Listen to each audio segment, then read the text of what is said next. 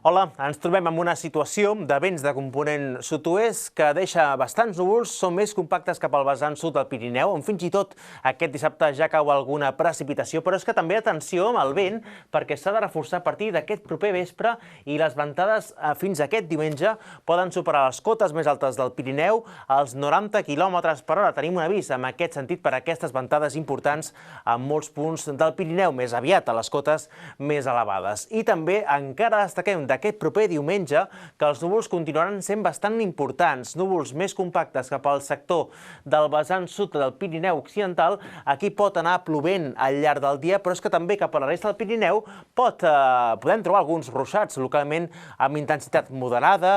Potser seran més probables fins a migdia i a partir de les hores una miqueta més intermitents. Les temperatures han d'anar baixant, fins i tot notarem més aviat cap al vespre que les temperatures són més baixes. Fins i tot ja al final del dia podríem parlar de cotes de neu d'uns 2.700 metres i la jornada de dilluns sembla que potser el temps podria ser una miqueta més tranquil, però sense acabar de fer net del tot. Encara podríem parlar dilluns d'alguns núvols més compactes cap al sector oriental. Podria arribar a caure aquí alguna tímida precipitació. Temperatures, tot i això, dilluns, que tenen tendència encara a ser una miqueta més baixes. L'ambient serà més fresc tant de nit com de dia. I la jornada de dimarts, atenció, perquè es forma una pertorbació cap al sector del Mediterrani que enviarà vents humits de mar cap a terra i portaran dimarts precipitacions que poden ser importants cap al sector oriental del Pirineu, acumulacions aquí que podrien ja superar els 50 litres al llarg de dimarts i no descartem els 100 litres amb aquest sector del Ripollès especialment.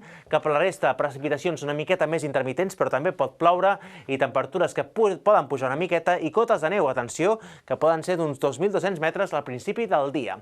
És tot des del Servei Meteorològic de Catalunya.